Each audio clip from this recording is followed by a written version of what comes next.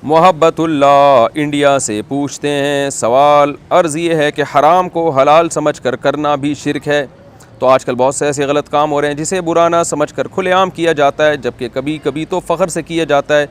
मसलन गीबत करने को बुरा ही नहीं समझा जाता, लड़के लड़कियां आपस में रिलेशनशिप को बुरा नहीं समझते, और भी ऐसी बहुत सी बुराइयां हैं जिसे गलत नहीं समझा जाता। तो क्या ये भी शिरक में दाखिल होगा? और एक शख्स बिल्कुल अपनी आखिरत से गाफिल होकर गुनाह करता है तो क्या ये माना जाएगा कि इसे आखिरत का यकीन नहीं है और वो मुशरिक है?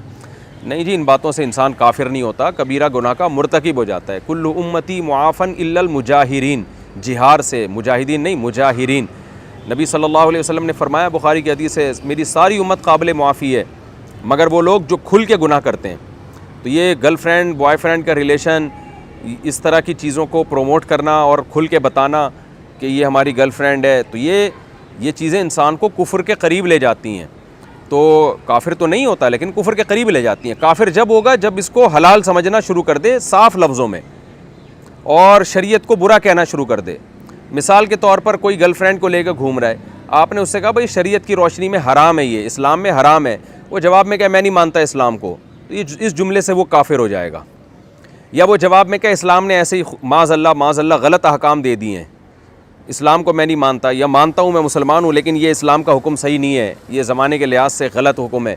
इस तरह की बातें करेगा तो चूँकि इस्लाम का मजाक उड़ा रहा है तो काफिर हो जाएगा, क्योंकि अल्लाह उसके रसूल के साथ इस्तेहज़ा कर रहा है। लेकिन अगर ये बात नहीं करता बल्कि वो गलत, उसमें एक गर्लफ्रेंड से उसने दोस्ती लगाई हुई है और जब उसको नसीहत की जाती है तो मुँह मोड़ के चला जाता है, तो ऐसे मौके पर वो काफिर तो नहीं होगा लेकिन बड़ा गुनहगार ज़रूर होगा। कि एक तो बुराई ऊपर से, एक तो यानी चोरी, ऊपर से सीना जोरी।